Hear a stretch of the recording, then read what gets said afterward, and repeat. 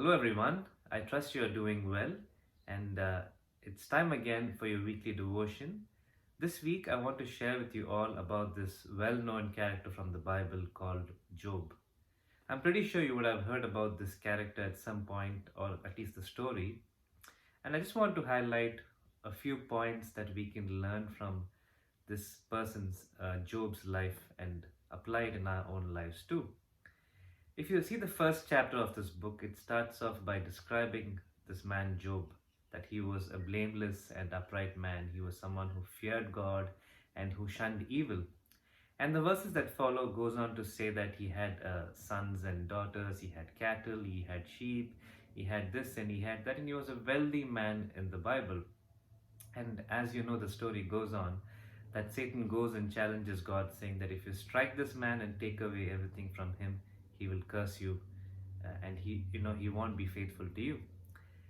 So, if you're familiar with the story, it does happen that Job loses everything one after the other, and as the scripture says, that while one servant was still talking, another comes and says, your children died, you lost your cattle, you lost this, you lost that, and Job loses pretty much everything. And his wife comes to him at one point and says, curse your God and die. And there's this verse where Job stands strong in his faith, and he does not give up on God, and he says that I came naked from my mother's womb, and naked I shall go. It was the Lord who gave, and the Lord has taken away. Blessed be the name of the Lord. So you all are aware of this fact that Job did not curse, and he blessed God in the midst of losing everything like that.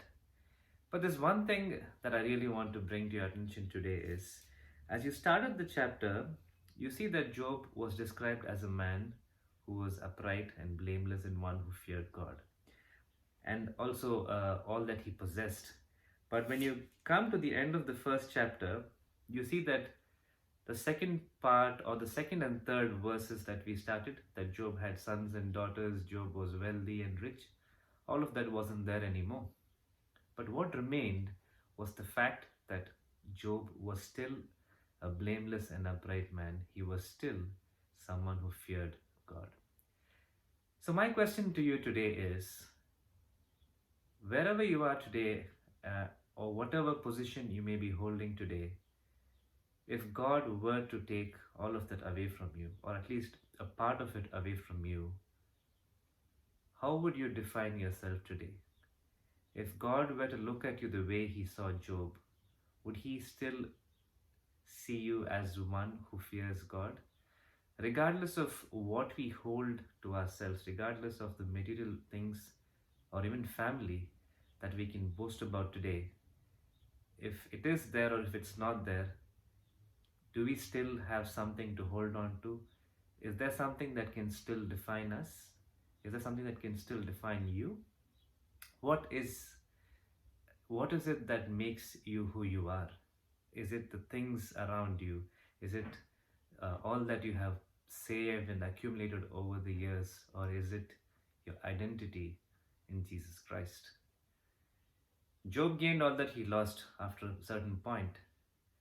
And you see his ending in the last chapter of the book, that he had a glorious ending.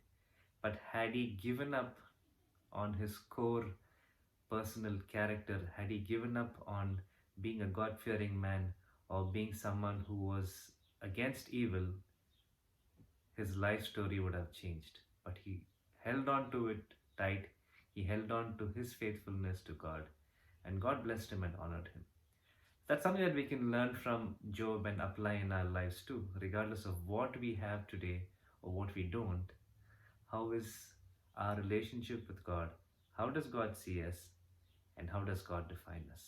So that, my friend, is the word I want to leave with you all today. And if it was a blessing to share with someone, and you have a Christ-centered blessed week, take care. Bye-bye.